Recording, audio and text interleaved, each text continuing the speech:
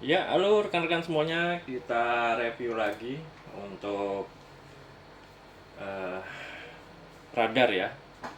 Jadi radar di sini kita sudah masukkan ke aplikasi peta, begitu. Jadi untuk radar yang ada di sini, ini sudah terkoneksi dengan peta. Jadi pengoperasiannya total dari komputer. Jadi tidak menggunakan tombol-tombol yang di bawah ya. Oke, status standby di bawah sini juga standby di komputer standby. Untuk menyalakan kita tinggal pencet dan otomatis akan mulai transmit. Nah, ini semuanya dikontrol dari PC. Gitu. Jadi teman-teman bisa cek di situ tampilan radarnya. Di sini 0,5 ya. 0,5 nautical mile. Kalau kita mau tambah lagi ranknya di 0,75 di bagian sini juga akan mengikuti itu. Rekan-rekan bisa lihat di sudut pojok atas ini ya. Nah, itu pojok atas itu sama dengan tampilan di monitor kita juga. Kita rubah ke 3 nautical mile.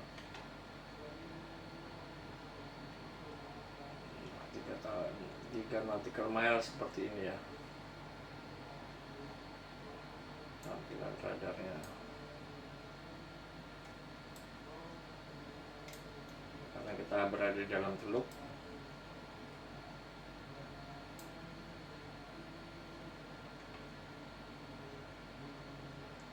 oke. Kemudian untuk teman-teman yang bisa dicek di sini tampilan radar antara eh, komputer dengan radar di ini ya.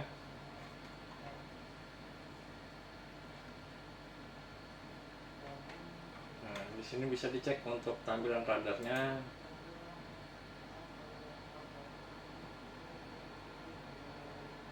Kita bisa cek option. Kemudian echo colornya ini bisa dicek mengganti echo colornya, color 1 seperti ini atau color 2, atau kita bisa rubah ke red semua atau hijau atau kuning begitu ya. Jadi tampilan radarnya lebih apa sebutannya ya, lebih bervariasi gitu ya. Dan di sini kita bisa gunakan overlay-nya. Jadi overlay ke petanya mau ditipisin atau mau ditebelin jadi kelihatan jelas. Kemudian trail ini kalau kita aktifkan trailnya, maka benda yang bergerak akan meninggalkan jejak di tampilan sini ya, akan meninggalkan jejak. Seperti tidak nampak ada yang bergerak di situ. Jadi biasanya kalau misalnya benda ini bergerak, dia akan menunjukkan ada jejak sebelumnya begitu. Kemudian radar host atau setupnya sudah, tidak ada yang dirubah-rubah. Yang selanjutnya mungkin di tampilan sini ya. Jadi di sini untuk tampilan range-nya seperti yang kalian lihat kalau kalian berada di uh, tampilan radar yang asli. Ini kalau kita gerakan di sini, maka di bagian atas itu juga akan berubah nilainya. Nah, bagian atas ini untuk yang range. Oke.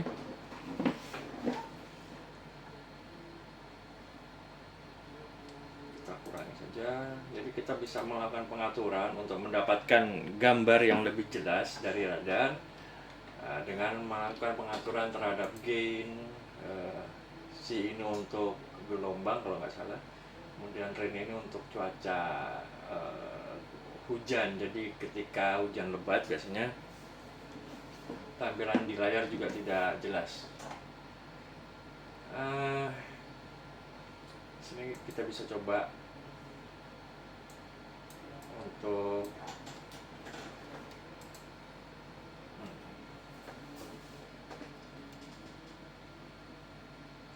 jadi interferensi penolakan interferensi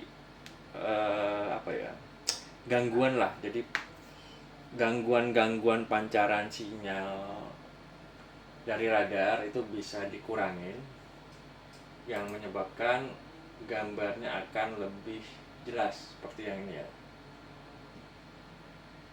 Teman-teman lihat di sini.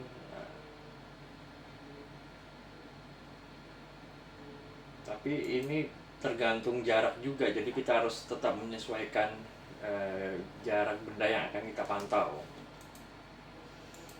Kemudian echo rata-ratanya ini saya juga masih belajar ya, jadi di sini ada kita coba-coba semua.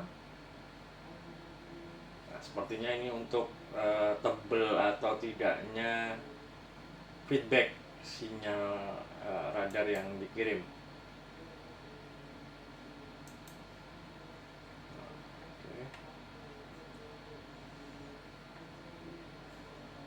Ini panjang gelombangnya. Jadi apapun yang kita lakukan di sini akan melakukan perubahan juga terhadap radar, monitor radar ya, yang asli. Ini panjang gelombangnya pendek.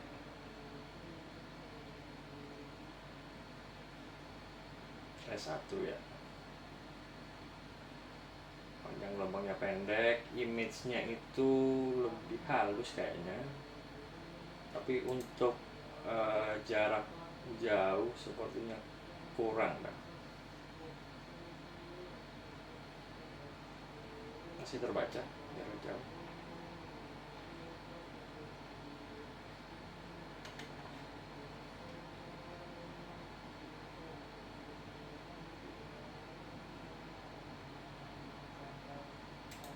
Coba lagi.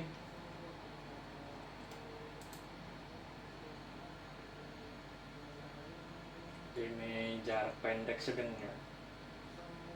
S2 itu sedang, dan M1 itu yang master.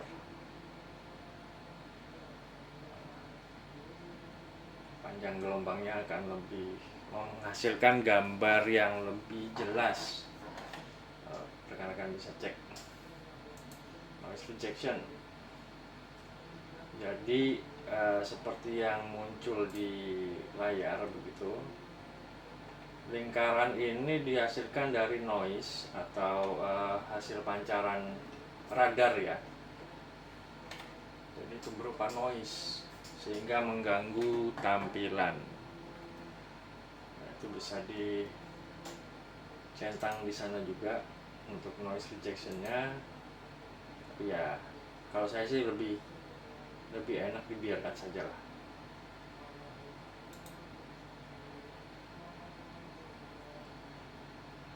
Nah, seperti itu. Kemudian di sini ada auto rain. Auto rainnya 1,4. Karena lagi tidak hujan ya, jadi kayaknya tidak ada bedanya ya.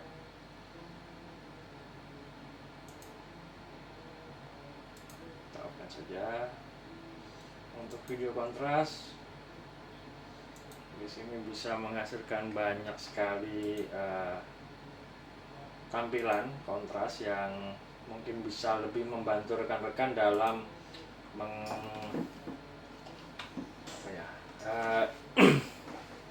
menentukan objek begitu. Jadi kalau malam itu sesuaikan saja, pilih kontras yang paling enak untuk memunculkan image seperti itu, atau bahkan seperti ini. Wow.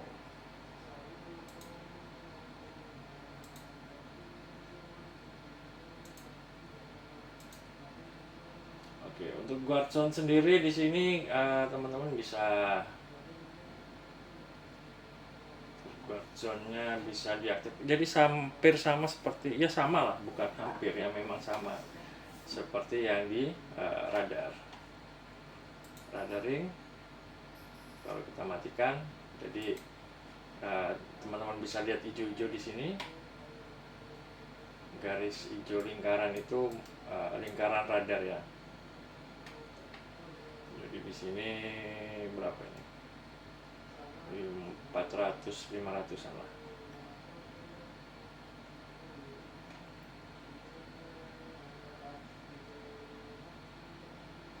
Ini 1000 1 kilo. Nah, seperti itu teman-teman tampilan radarnya. Ini kalau kita kombinasikan dengan peta. Jadi dengan peta elektronik kalau mau dikombinasikan seperti itu ya, kita matikan overlay-nya. Nah, tanpa overlay akan seperti biasa saja,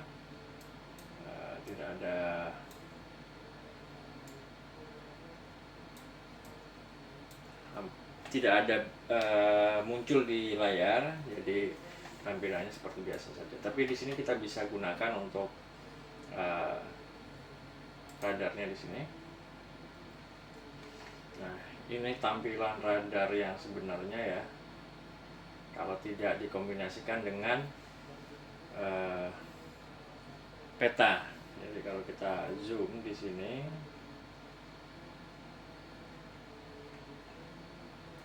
ya, sini akan ikut zoom juga yang di layar radar asli ya. Ini posisi kapal kita. Kalau kita zoom lagi, nah, terlalu dekat. Jadi ini ada objek di sebelah lambung kiri kita. Nah, kalau rekan-rekan mau lihat objeknya, di situ ada, mudah-mudahan kelihatan ya. Nah, itu dia. Nah, itu ya. Ini kapal karam, tinggal ujungnya saja. Jadi terbacanya di radar itu sebelah situ.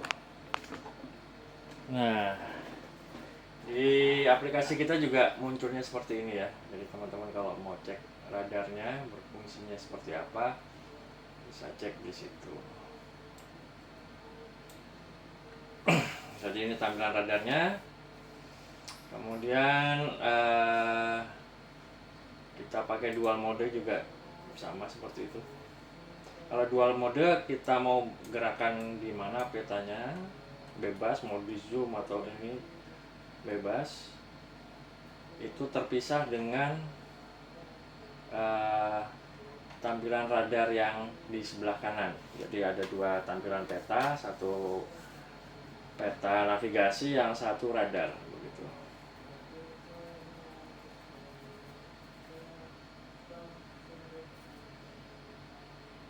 Kalau yang tadi radar saja, kita zoom out, itu akan berpengaruh juga dengan tampilan radar aslinya ya. Oke, sementara videonya cukup sampai di sini saja dulu. Mungkin saya akan coba lagi. Sensor-sensor sudah ya. Sensor angin sudah, kedalaman dimatikan, heading sudah, radar sudah. Itu saya apalagi ya yang mau saya ulik ya. Mungkin Satu lagi teman-teman, mungkin sempat dibahas begitu. Jadi di sini ada mode planning.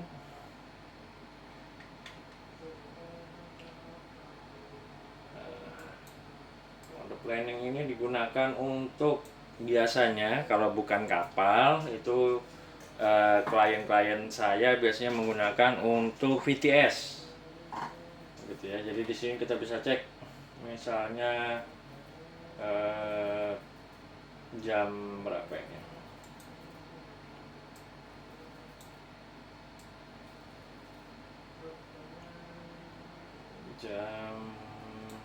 Nah ini hari ini 10 Maret jam 12.16. Jam 12.16 kita bisa cek posisi kapal apa saja yang ada di sekitar, atau kapal ini apa ini, Tanjung Kau-Kau. Nah itu dia dari mana ke mana pergerakannya kita bisa lihat itu ya, bisa maju mundur. Jadi kalau ada kejadian di laut kita bisa cek. Kalau aisnya nyala, mudah-mudahan ya, harusnya nyala sih. Seperti di sini ada KM Petruk Ambon. Nah, pergerakannya dari mana ke mana itu terpantau ya.